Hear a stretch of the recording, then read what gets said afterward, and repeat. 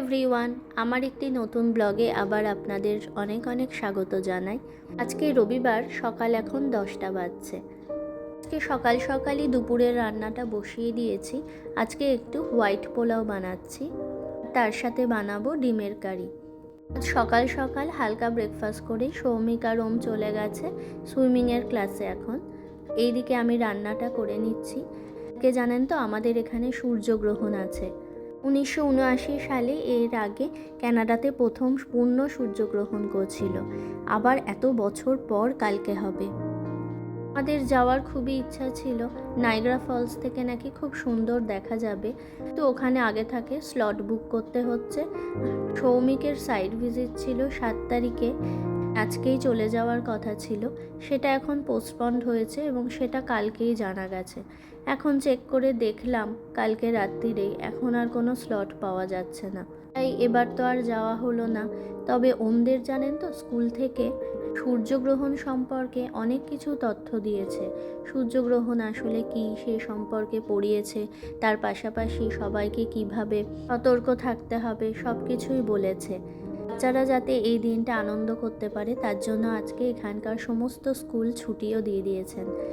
তো প্রথম দিন এসে একটু বলছিল আমরাও যাব, কিন্তু যখন ওকে বললাম পাপার অফিসের কাজে বাইরে যেতে হতে পারে, তখন আর কিছু বলেনি।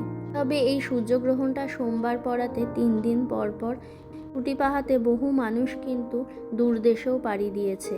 আমেরিকা থেকেও খুব সুন্দর বাফেলো শহর থেকে দেখা যাবে বলে সৌমিকের অনেক অফিস কলিগও সেখানে চলে গেছে।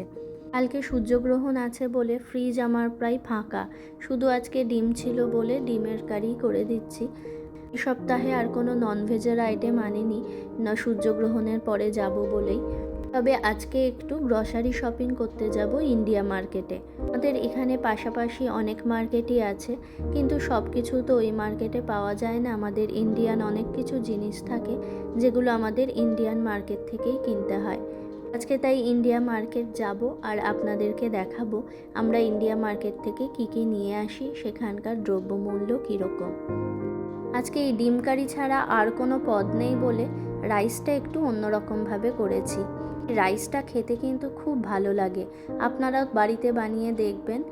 আগে অল্প একটু পেঁয়াজ ভাজা করে নিয়ে ওটা গরম মশলা ফোড়ন দিয়ে কাজু কিশমিশ চাল অল্প লবণ আর অল্প মিষ্টি দিয়ে একদম বসিয়ে দিতে হবে। রাইসটা চটজলদি হয়েও যাও, খেতেও খুব ভালো লাগে। যেদিন একটু নর্মাল রান্না করে দিই সেদিনকে রাইসটা একটু অন্যরকম করে করি, তাতে খেতেও খুব ভালো লাগে। ডিমের কারিটা নর্মালভাবেই করলাম, এতে বেশি গ্রেভি রাখবো না। সাদা পোলাওয়ের সাথে শুকনো শুকনো ডিম কারি ভালো লাগবে। ঝোলটা প্রায় ফুটেই উঠেছে, অল্প গরম মশলা আর ধনেপাতা কুচি দিয়ে নামিয়ে দেবো। এখানে আজকে টেম্পারেচার জানেন তো 13 ডিগ্রি। আজকে যে ইন্ডিয়ান মার্কেটটায় যাব তার সামনেই হচ্ছে গুরুদুয়ারা। এর আগে আমি আর আমার বান্ধবী তো গেছিলাম, কিন্তু ওমদের নিয়ে যাওয়া হয়নি। আজকে ইন্ডিয়া নেটফ্লিক্স পড়েই আমরা সবাই মিলে বেরোচ্ছি, একটু গুরুদুয়ারাতে প্রণাম করে তারপর শপিং করব।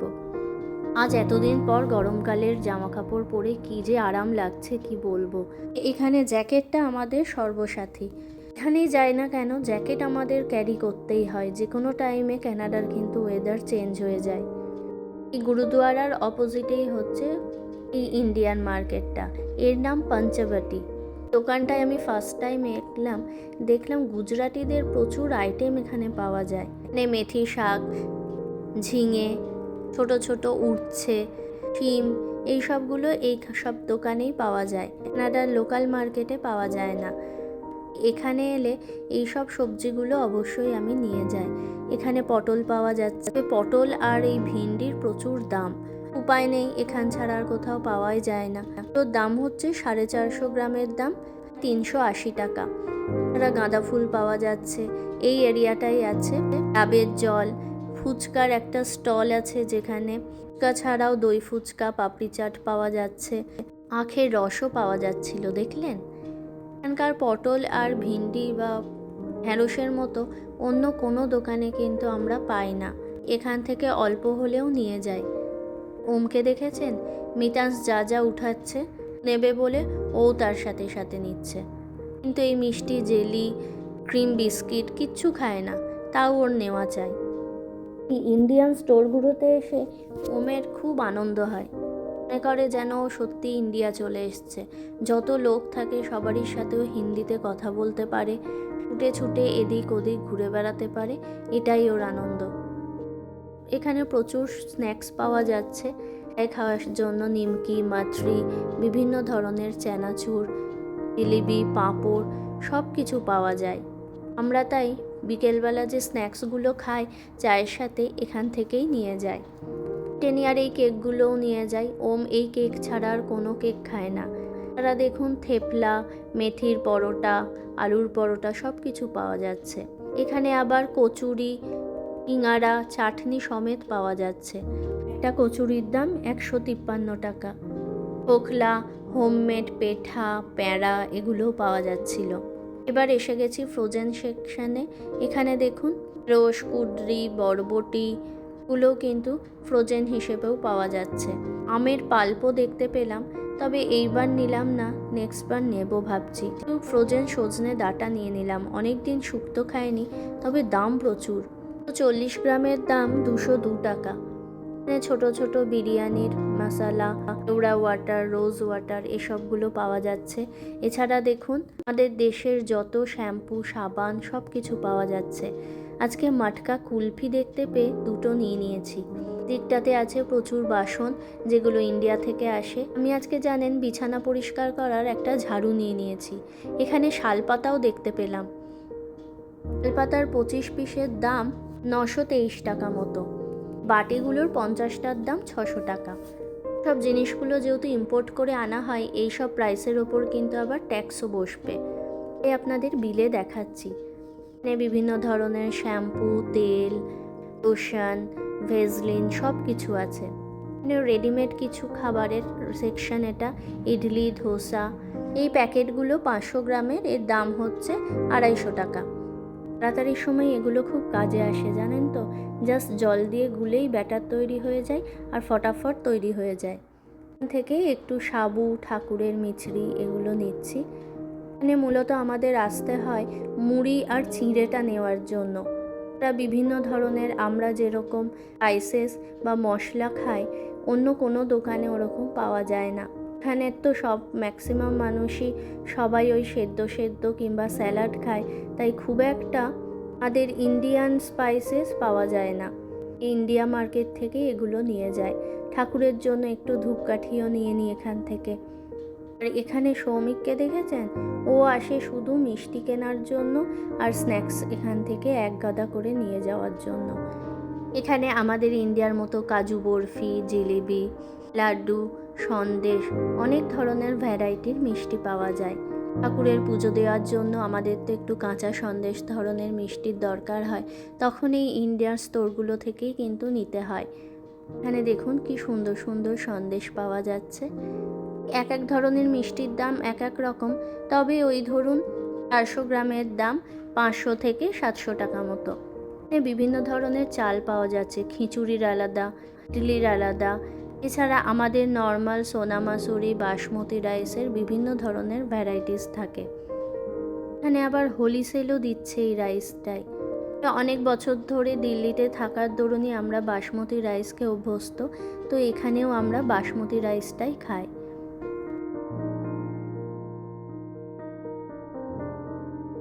এখানে দেখুন বিভিন্ন মশলা, MDH, এভারেস্ট বিভিন্ন ব্র্যান্ডের মশলা পাওয়া যায়। ক্যানাডাতে কিন্তু মশলা ভীষণ এক্সপেন্সিভ, যেহেতু অন্য কোনো দোকানে এই ধরনের মশলা পাওয়া যায় না, তাই এই সব দোকানগুলোতেও প্রচুর দাম। 200 গ্রাম জিরের দাম 450 টাকা। মশলাগুলো ইন্ডিয়ান স্টোর থেকে নিতেই হয়। হলুদ, নুন, লঙ্কা গুঁড়ো এগুলো আমাদের কাছে স্টোর থেকে পেয়ে যায় বলে ওখান থেকে নিই না। এছাড়া ডালের মধ্যে মুগের ডাল, সাদা মটর এইগুলো এখান থেকেই নিতে হয়। এই পুরো সেকশনটা দেখছেন, এটা হচ্ছে ডাল অ্যান্ড পালসেসের সেকশন। এখানে আবার একটা জায়গায় ইউনিক মশলাগুলোকে রাখা হয়েছে, যেমন আমলা, আইফল, জয়িত্রী। এগুলো ডেইলি ইউজ হয় না, তাই আলাদা করে জায়গায় রাখা হয়েছে, মানুষ যাতে সহজেই নিয়ে নিতে পারে।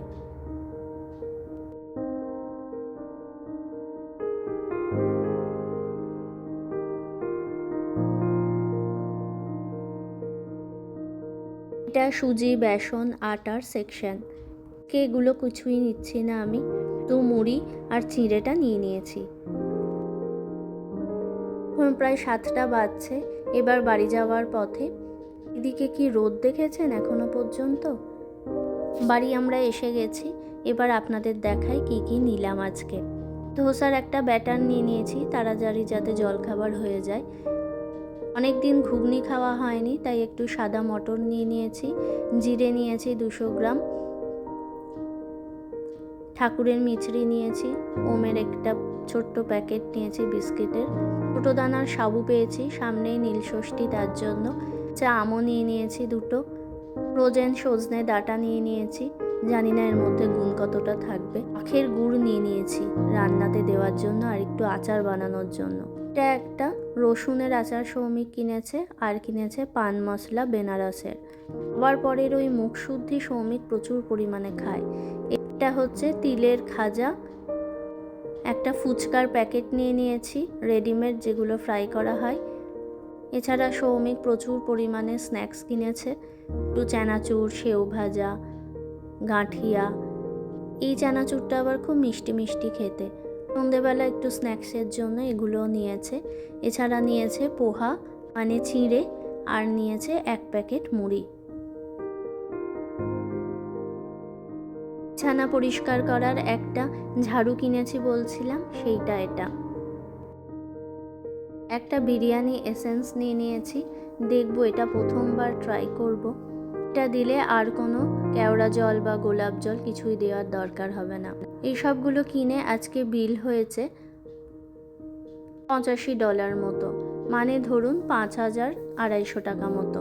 আজকে মটকা কুলপির আইসক্রিমটা খেতে খেতে ব্লগটা এখানেই শেষ করি। আজকের ব্লগটি কেমন লাগলো অবশ্যই আমাকে কমেন্ট করে জানাবেন। ভালো লাগলে লাইক, কমেন্ট ও সাবস্ক্রাইব করে আমার পাশে থাকবেন। সুস্থ থাকবেন, ভালো থাকবেন। দেখা হবে নেক্সট ব্লগে খুব তাড়াতাড়ি।